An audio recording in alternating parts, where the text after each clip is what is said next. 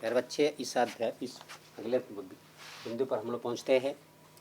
इस बिंदु में हमको जानकारी करना है विलयन के सांद्रण क्या है। सांद्रण का दूसरा नाम क्या है? सामर्थ्य। उसकी शक्ति क्या है? सांद्रण क्या है पहले जानकारी करते हैं। अर्थात विलयन के इकाई आयतन या द्रव्यमान दोनों में, उसका आयतन लिया जाए चाहे द्रव्यमान लिया जाए, उसमें घुले हुए जो घुल की मात्रा होगी उसी मात्रा को क्या कहते हैं? विलयन का सांद्रण कहते हैं।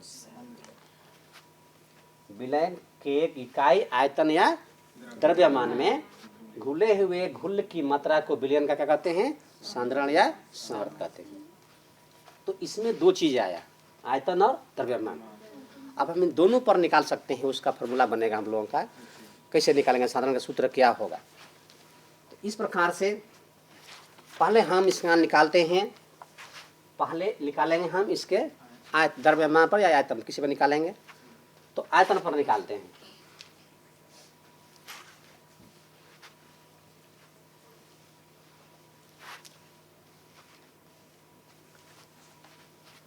आयतन पर निकालने के लिए हम उसको सैकड़े निकालते हैं। प्रतिशत पर कितना पड़ेगा? सांद्रण निकालना पड़ता है प्रतिशत पर, सैकड़ा पर कुछ भार में कितना आया। तो हम सबसे पहले निकालते हैं इसका आयतन पर।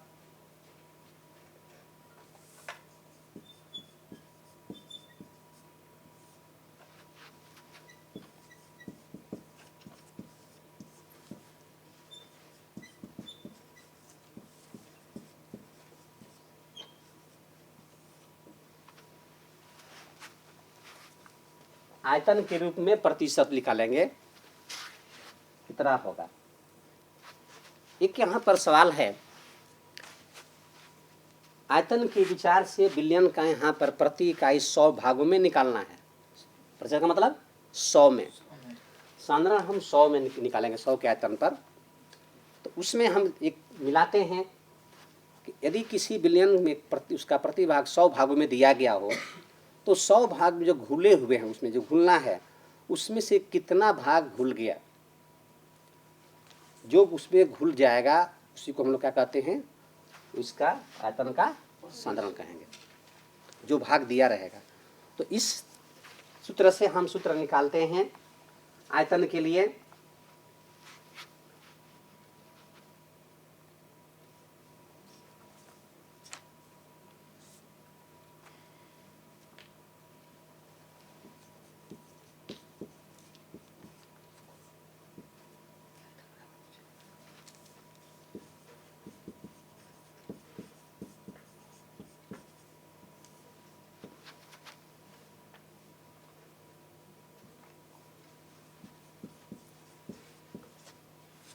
सूत्र निकालते हैं पदार्थ के प्रतिशत आयतन क्या होगा। क्या निकालना है?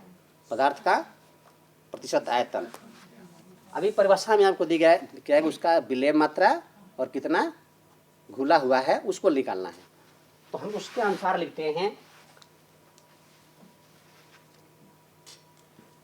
इसका होता है पदार्थ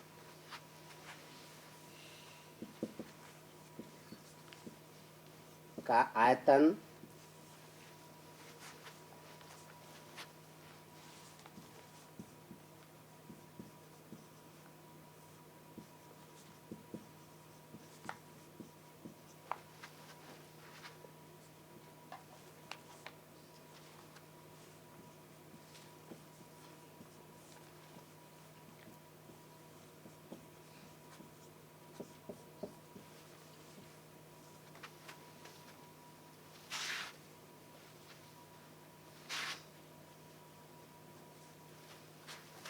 पदार्थ का प्रतिशत आयतन बराबर होता है पदार्थ का आयतन, जो पूरा पदार्थ है, प्लस विलायक का आयतन, जो उसको मिलाया पदार्थ को अपने में।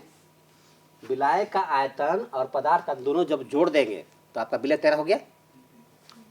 विलायक जो उसको मिलाया अपने में और जो उसमें मिल रहा है, दोनों को क्या करते हैं? आयतन को जोड़ देते हैं। और पदार्थ का आयतन में इस पूरे घोल जो तैयार हुआ है, घुला हुआ है, उसके आयतन से भाग डिवाइड करते हैं और 100 से उसमें क्या करते हैं? गुणा करते हैं। तब हमारा क्या निकल जाता है? पदार्थ का प्रतिशत आयतन ज्ञात होता है। इस प्रकार से एक सवाल है आप उस सवाल को लिख सकते हैं।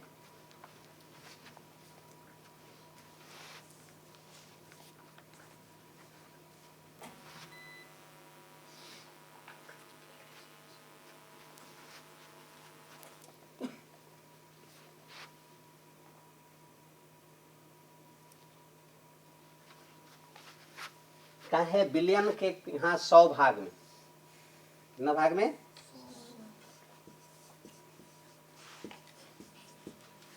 बिलियन के प्रति 100 भाग में आपको निकालना है। तो यदि यहाँ पर 100 भाग निकालेंगे, यदि आपका जलीय बिलियन का मान आपको अगर आपको दिया गया हो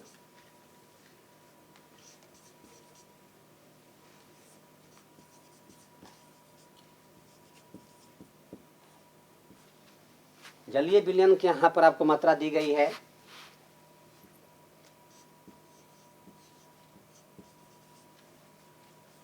100 घन सेंटीमीटर। कितना दिया गया है? 100 घन सेंटीमीटर। और जो उसमें पदार्थ घुला हुआ है उसका भी आयतन दिया गया है 20 सेंटीमीटर। कितना दिया गया है? 20 सेंटीमीटर।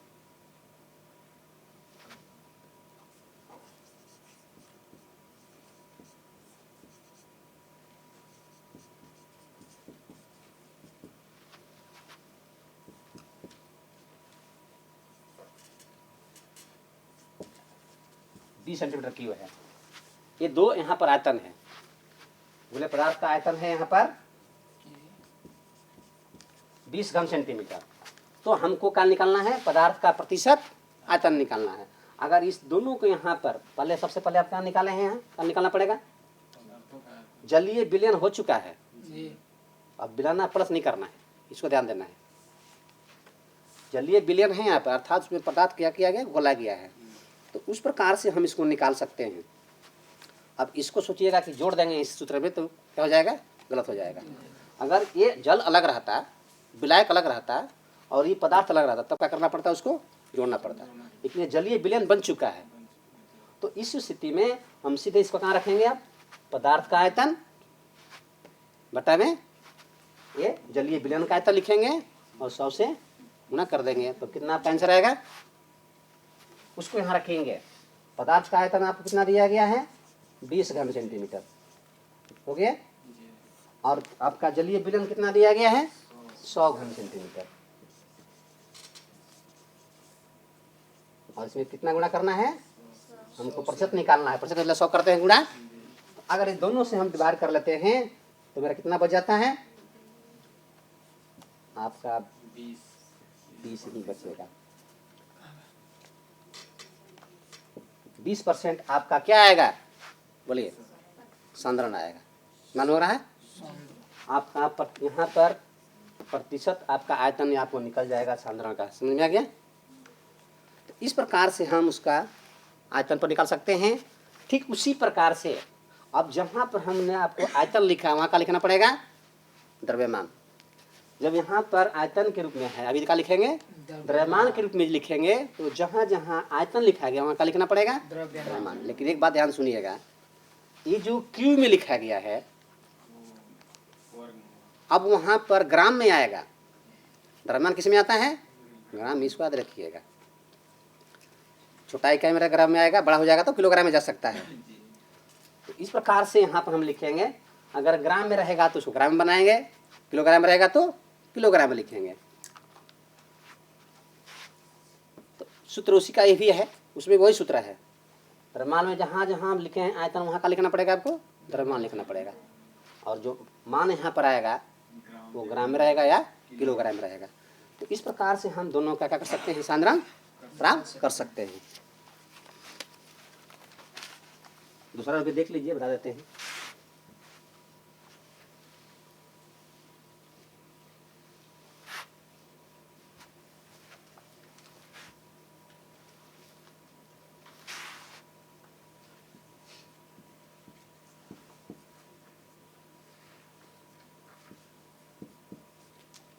द्रव्यमान के रूप में प्रतिशत वहाँ ज्ञात करेंगे। तो इसके लिए हम उसी तरह प्राप्त करेंगे। विलयन का साधारण क्या होगा, विलयन का साधारण निकालेंगे।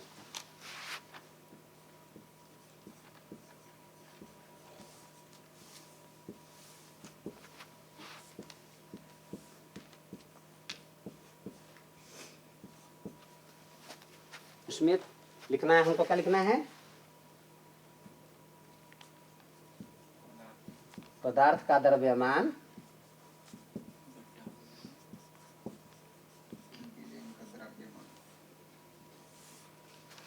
बटा में आप लिखेंगे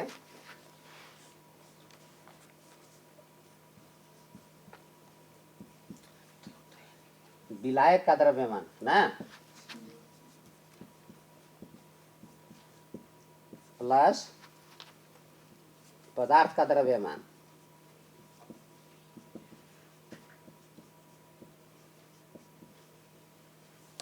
और गुणे का लिखेंगे 100 लिखेंगे। हो गया।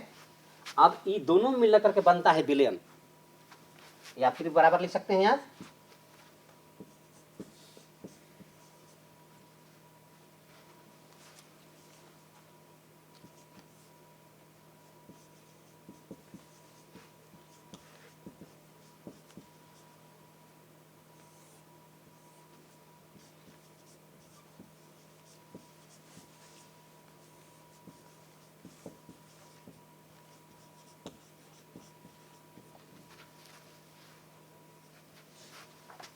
इसमें भी आपका वही आएगा और इसमें भी आपका वही आएगा। क्यों दोनों दिए गए आपको? कभी कभी आपके प्रश्न में जल की मात्रा अलग दे देगा, यानी विलायक की मात्रा अलग दे देगा और पदार्थ की मात्रा अलग दे देगा। उसमें आपको विलयन पहले बनाना पड़ेगा। पहले क्या करना पड़ेगा, विलयन बनाएंगे, अर्थात दोनों की मात्रा को एक में मिलाएंगे। विलयन का मतलब बता दिया आपको, जैसे बताए थे जल में अगर चीनी डालिएगा तो जल आपका विलायक हो गया, चीनी आपका विलय हो गया। ये दोनों जब एक हो जाएंगे तो बन जाता है विलयन। तो पहले दोनों प्लस कर दिया गया, मिलाया गया, तो जब मिला लेंगे विलयन बना लेंगे तब आप क्या लिख सकते हैं, विलयन का साधारण निकाल सकते हैं। तो विलयन साधारण निकालने पहले आपको विलयन बनाना पड़ेगा। अगर दोनों सब अलग अलग दिया हो, पदार्थ अलग दिया हो, विलय का मात्रा अलग दिया हो, तो भी आप इससे बना सकते हैं। अगर नहीं तो उसको दोनों को विलयन पहले बना लीजिए। क्या करना है, विलयन बना लीजिए और विलयन बनाने के बाद पदार्थ के द्रव्यमान में और विलयन द्रव्यमान से भागा दे करके 100 से गुणा कर देगा तो आपका सही सही मालूम हो जाएगा। इस पर भी एक सवाल है, आप बना सकते हैं। एक सवाल है यहाँ, उस सवाल में दिया गया है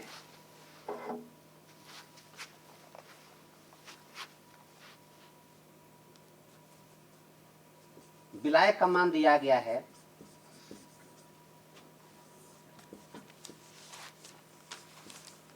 90 ग्राम विलायक है। कितना ग्राम है, 90 ग्राम है। और उसमें यूरिया मिलाया गया, उसमें इसका यूरिया की मात्रा दिया गया उसमें 10 ग्राम। कितना दिया गया है, ये आपका क्या होगा, यूरिया, ये आपका पदार्थ होगा। क्या रहेगा, पदार्थ होगा यूरिया। इसमें देखिए इसमें इसको मिलाया गया है। अब सबसे पहले हम क्या करेंगे, दोनों को विलयन बनाएंगे, अर्थात एक कोई जार में लेकर के दोनों को मिला देंगे। ये आपका विलायक यहाँ पर है, विलायक के रूप में आप जल ले लीजिए और जल को मात्रा यहाँ 90 दिया गया और इसको यूरिया की मात्रा 10 दिया गया। इन दोनों से पहले हम क्या बनाएंगे, विलयन बनाएंगे। क्या बनाएंगे, विलयन बनाएंगे। विलयन कैसे बनाएंगे, दोनों को मिला के दोनों को हम प्लस कर देंगे। कितना हो जाएगा, 90 ग्राम प्लस 10 ग्राम, कितना हो गया आपका, 100 ग्राम हो गया। अब इसको हम उसका साधारण निकाल सकते हैं। इस सूत्र में रखकर साधारण निकाल सकते हैं। कितना आएगा आपका आंसर, बोलिए, इसमें रखिए 10% आएगा जी। इस तरह से आप कई सवाल को आप बना सकते हैं। समझ में आ गया। तो जो भी आपके पास सवाल आएगा विलयन बनाएं, अगर विलयन दिया है तो विलयन न बनाएं, पदार्थ से ही क्या करें, भाग दे करके आप 100 से गुणा करके निकाल सकते हैं। इस प्रकार से ऐसे बहुत सारे आपके सवाल हैं। अब हम इस दूसरे पार्ट का कुछ विशेष बातें हैं जो आपके लिए स्मरण करने के योग्य है। आप उसको अगर विचार कर रखते हैं, हमेशा ध्यान में रखेंगे, तो आपको आगे चल करके बहुत काम करेंगे। एक बार हम पूरे पाठ पर चलते हैं। पहले शुरुआत में ही इसका स्मरण करने की बात है। रासायनिक क्रिया के गुण के आधार पर इसको 3 भागों में बांटा गया। इसमें पहला आया था तत्व। पहला क्या आया? तत्व आया। दूसरा यौगिक आया, और तीसरा मिश्रण आया था। तत्व के बारे में हम जानकारी याद रखना है। तत्व क्या है? तत्व क्या है? जी नहीं, तत्व वह पदार्थ होता है जिसको हम और अधिक तोड़ नहीं सकते हैं, उसको विभाजित नहीं कर सकते हैं, वो मूल चीज होता है। इस प्रकार से आपको याद रखना है, बिना रासायनिक क्रिया के माध्यम से आप उसको अलग अलग नहीं कर सकते हैं। इसको याद रखना है। वही तत्व को 3 भागों में बांट दिया गया था। कौन कौन भाग है? तत्व का 3 भाग है। पहला भाग है धातु, दूसरा अधातु, तीसरा होता है उपधातु। धातु दोनों आते हैं। तो इस प्रकार से ये सब मूल चीज है इस पाठ का। इस चीज को सबको याद रखना चाहिए। उसी प्रकार से यौगिक क्या है? 2 तत्वों के संयोग से बनता है यौगिक। यौगिक क्या है? 2 तत्वों के मिलने से क्या बन रहा है? यौगिक बन रहा है। लेकिन यौगिक में एक और चीज बताया गया था। यौगिक जो बनेगा उसको हम निश्चित अनुपात में मिलता है, और मिलने के बाद बिना आप रासायनिक संयोग के द्वारा अलग नहीं कर सकते। इसको जान लीजिए। इस तरह से उसके गुण जो है, जो पहले का तत्व उसमें संयोग करता है और जो संयोग करने के बाद यौगिक बनता है, उन दोनों के गुण में क्या हो जाएगा? अंतर हो जाएगा, समानता नहीं रहेगी। इस सब श्रवण करने मेन पार्ट का चीज है। उसके बाद वही आपके आएंगे मिश्रण के बारे में। मिश्रण बता दिया गया। इसमें कोई अनुपात मिल सकता है, उसका निश्चित अनुपात इसमें नहीं है। किसी भी अनुपात में 2 तत्व चाहे 2 यौगिक क्या कर सकते हैं? मिल सकते हैं। तो वो आपका मिश्रण बन जाता है। फिर उसके आगे हम बतलाए थे, मिश्रण जो का अवयव होगा, सरल विधि से भी क्या कर सकते हैं? अलग अलग कर सकते हैं। और विशेष प्रकार का कोई पदार्थ है तो विशेष विष लगाएंगे। अभी तीनों में तुलना करके दिखाया गया। तत्व का जो द्रव्यमान क्वथनांक होता है या यौगिक का जो होता है, दोनों निश्चित रहता है। क्या रहता है? निश्चित रहता है। किंतु मिश्रण का ये द्रव्यमान क्वथनांक निश्चित नहीं होता है। इस बात पर विचार करना है। मिश्रण का यहाँ पर कुछ उदाहरण में बताया गया था। वायु के बारे में। वायु में क्या क्या है? नाइट्रोजन भी है, ऑक्सीजन भी है, कार्बन डाइऑक्साइड भी है, और जलवाष्प भी रहता है उसमें। तो इस प्रकार से एक क्या हो गया? वायु एक मिश्रण हो गया, यौगिक नहीं हुआ। इस चीज़ों को जानना है। उसमें एक और क्वेश्चन आया, बताए थे हम जल के बारे में। जल यौगिक है या मिश्रण है? क्या है? जल कैसे मिश्रण हुआ? जल एक यौगिक बताया गया। जल क्या है? एक यौगिक है। जल बनने के बाद आप छान करके या किसी तरह से हिला डुला करके उसका हाइड्रोजन अलग नहीं कर सकते हैं, रासायनिक विधि का लगाना पड़ेगा। इसलिए याद रखिए, जल क्या है? एक यौगिक है। उसके बाद तीनों पदार्थ का गुण अलग बताया गया, किस प्रकार के गुण होंगे। साथ ही साथ आपको इस पदार्थ के बारे में बताया गया था, उनका किसी का एक रूप हो सकता है, किसी का रूप भिन्न हो जाता है। साथ ही कुछ पदार्थ हैं जो समांग होते हैं, कुछ पदार्थ विषमांग होते हैं। विषमांग पूरा उसमें मिल नहीं पाएंगे, समांग वाला में दोनों क्या हो जाएंगे? मिल जाएंगे। समांग का मतलब उदाहरण याद रखिए, कौन कौन है? जल को ले लीजिए या चीनी लीजिए, दोनों मिला दीजिए। कुछ समय के बाद आप नहीं देखेंगे चीनी कहाँ चला गया। वो दोनों क्या होगा? आपस में मिल जाएगा। फिर उसको आप किस तरह हिला डुला कर छान का अलग नहीं करेंगे, उसके लिए रासायनिक विधि करना पड़ेगा। उस प्रकार से विषमांग में आप दोनों अलग अलग निकाल सकते हैं। अभी उसको सुबह में आपको दिखाए थे, जल बालू को मिला करके वो विषमांगी मिश्रण है। जल आप डाल अलग निकाल सकते हैं, बल भी अलग हो जाएगा आपका। इसके बाद अगर किसी पदार्थ को संघटन क्रिया बताया गया, उसमें भिन्न भिन्न प्रकार के भाग होंगे और भिन्न भिन्न अलग अलग होंगे, इसलिए उसमें विषमांग मिश्रण में यही आएगा। क्वेश्चन एक बार आया है, जल समांगी मिश्रण है या विषमांगी मिश्रण है? चल बोलिए, जल समांग मिश्रण है या विषमांग मिश्रण? समान मिश्रण। याद रखिएगा, अगर आपको मिश्रण कहा जाएगा उस समय जल मिश्रण में होता नहीं, इसलिए आप उसको ध्यान दीजिएगा। मिश्रण नहीं कहलाएगा, समांग और विषमांग हो सकता है, लेकिन मिश्रण कह दीजिएगा आपका वहां से कटा हो गया। माना है मिश्रण, क्योंकि जल मिश्रण है नहीं, तो जल यौगिक समांग यौगिक या विषमांग यौगिक हो सकता है। तो उसमें क्वेश्चन करना है कि क्या जल समांग है या विषमांग है? बोलिए, जल क्या होगा? जल समांग मिश्रण है। उसमें अब दोनों क्या हो गया, मिल गया, दिखाई नहीं पड़ रहा है।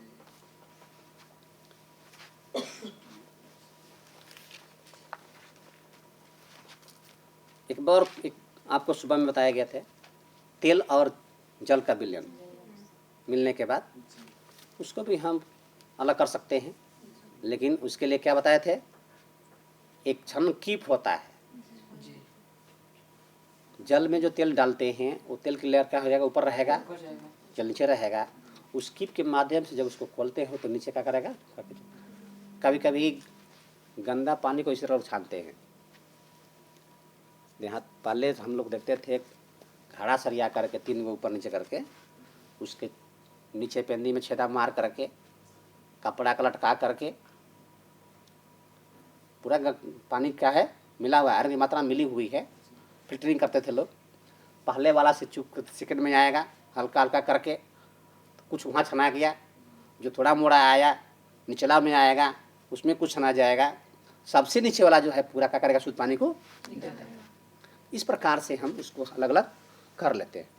लेकिन अगर खाली छेदा मार के छोड़ दीजिएगा तो छाना पत्र छाप काम नहीं करेगा।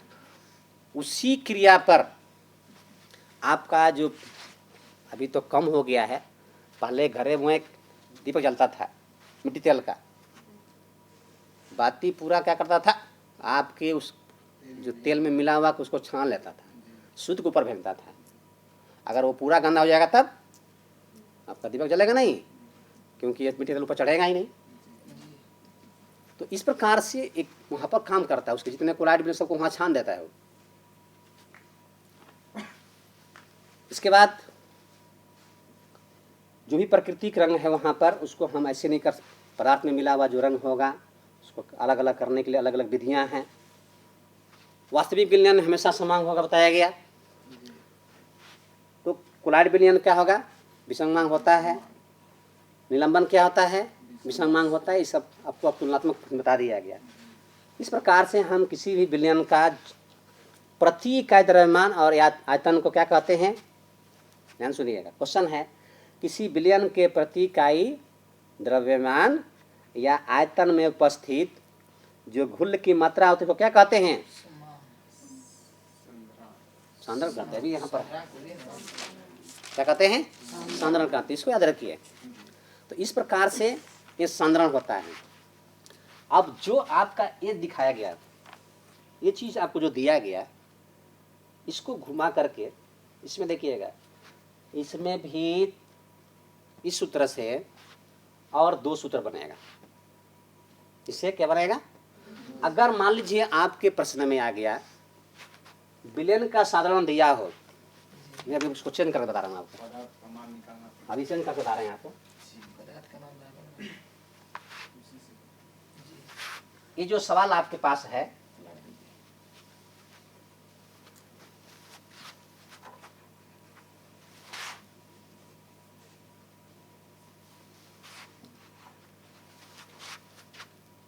आपका विलायक यहाँ पर 90 है, 90 दिया हुआ है।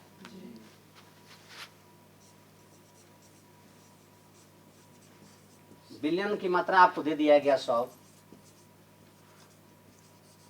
समझ में आ गया, नहीं दिया गया। तो आपका यहीं से निकल जाएगा पदार्थ, निकल जाएगा। परंतु यदि ये जो मात्रा आपका 100 न दिया हो, सांद्रण दे दिया गया हो, क्या दिया गया है? सांद्रण दिया गया हो,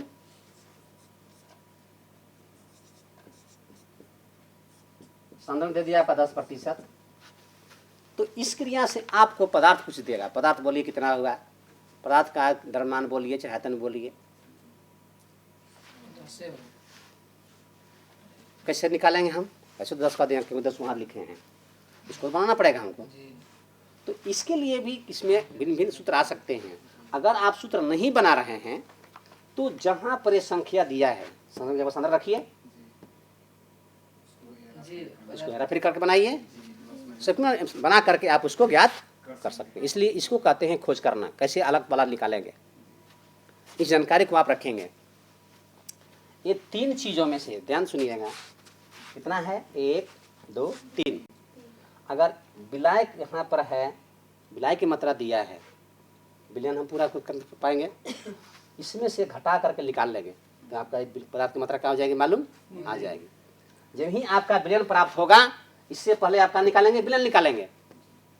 इस सूत्र में जब विलयन इससे प्राप्त हो जाएगा तो आपका विलय कहाँ दिया हुआ है, विलयन से घटा लेंगे, फिर आपका क्या हो जाएगा, जानकारी हमको हो जाएगी। तो इस प्रकार से आप इसको चेंज करने का तरीका भी आपको खोज करना है। थोड़ा सा अपना खोज कीजिए, विज्ञान एक ही सिखाता है, थोड़ा सा सीखिए तो उस पर क्या कीजिए, गणन पूरा मंथन कीजिए, अपने विकास को थोड़ा और आगे बढ़ाइए, आप अगला पीढ़ी को क्या कीजिए, तैयार कीजिए। ये विज्ञान सिखाता है। इसलिए कुछ बातों को आप सीखने के बाद स्वयं उसको क्या करना है, तैयार करना है, तब हम क्या कर सकते हैं, आगे विकास कर सकते हैं। समझ हो गया? ठीक है, उसके बाद अगला आगे देखेंगे।